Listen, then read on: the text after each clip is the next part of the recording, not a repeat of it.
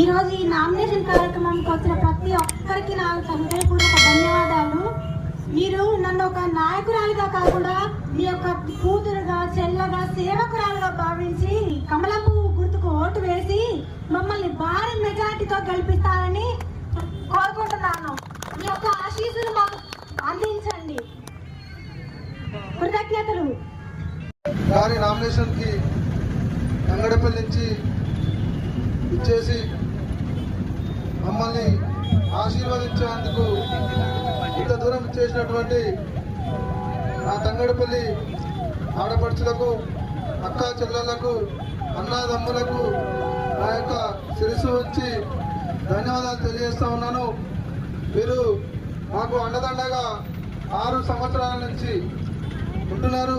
మా యోగక్షేమాలను కూడా మీరు గమనిస్తూ మీ యొక్క సమస్యలను పరిష్కరించుకుంటూ ఈరోజు దాదాపు 20 వార్డులలోనే 6వ వార్డు యొక్క పనులు అన్నీ కూడా పూర్తయిపోయినాయి.